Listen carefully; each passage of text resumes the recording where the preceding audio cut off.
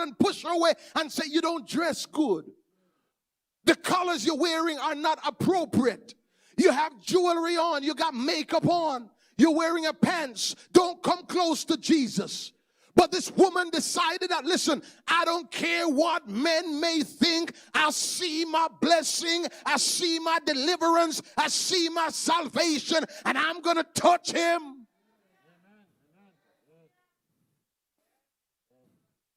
She broke through the crowd and touched the hem of his garment. And one of my preacher friends says, when she touched the hem of his garment, she found that Jesus was not only a miracle worker, but Jesus has a pharmacy in the hem of his garment. Once she touched him, she was healed.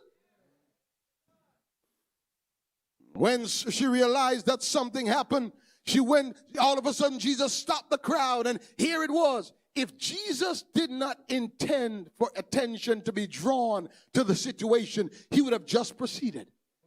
But Jesus wanted Jairus and everybody else around to realize that, listen, the reason I am going to your house, Jairus, is not because of who you are.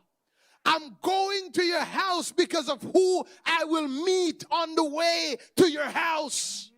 And he stopped right there and he said, who touched me?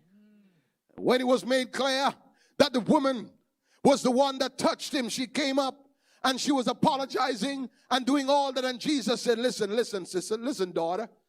Look at the word that Jesus used. He said, listen, daughter. He didn't say, listen, woman. He said, listen, daughter, which means that, guess what? You are a part of my family. I am your father. You are now in the divine line. He said, listen, daughter, your faith has made thee whole. For 12 years, she struggled. For 12 years, she suffered. For 12 years, she was abandoned. For 12 years, she was used. For 12 years, she was abused. For 12 years, she was robbed. For 12 years, she was cheated. For 12 years, she was cast aside. But in one moment, when she exercised her faith and she reached out and touched the hem of his garment, immediately the Bible says she was made whole. I'm talking to somebody out there right now. You're going through your stuff. You're going through what you're going through, not getting through where you ought to be, but you're struggling desperately. I'm saying to you today, don't wait for a pastor or elder in the church to come and take Jesus to you. Reach out. And if you touch just the hem of his garment, hear the preacher today. You don't have to touch his hand. You don't have to grab hold of his suit. All you have to do is touch not even his garment, but one of the string that's hanging out, just the hem of his garment. And once you do that, you can be made whole. Just reach out and touch.